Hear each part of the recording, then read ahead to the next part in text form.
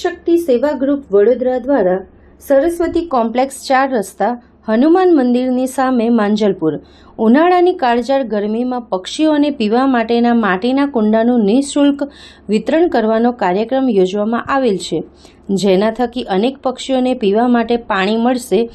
અમારા પ્રયાસથી અનેક લોકોના આંગણામાં પક્ષીઓનો કલરવ ગુંજી ઉઠશે।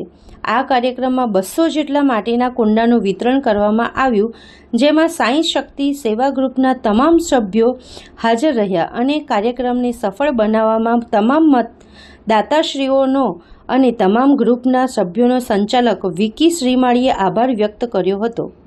આજરોજ સાઈ શક્તિ સેવા ગ્રુપ વડોદરા ખાતે અમારા સંગઠન દ્વારા મૂંગા પશુ પક્ષીઓને માટીના કુંડાનું વિતરણ કરવાનો પ્રોગ્રામ રાખેલો હતો। આ આયોજનની અંદર અમારા સંગઠનના તમામ સભ્યો માંજલપુર સ્થિત જે સરસ્વતી કોમ્પ્લેક્સ છે ત્યાં આગળ આ કુંડા વિતરણનો કાર્યક્રમ કરવામાં આવ્યો હતો।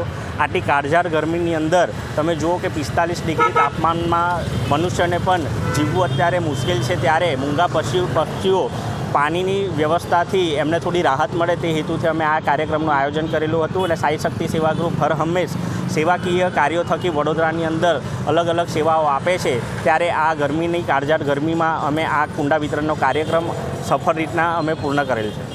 કેટલા કુંડાનું વિતરણ કરવાનું? 200 જેટલા કુંડાનું વિતરણ કરેલું છે।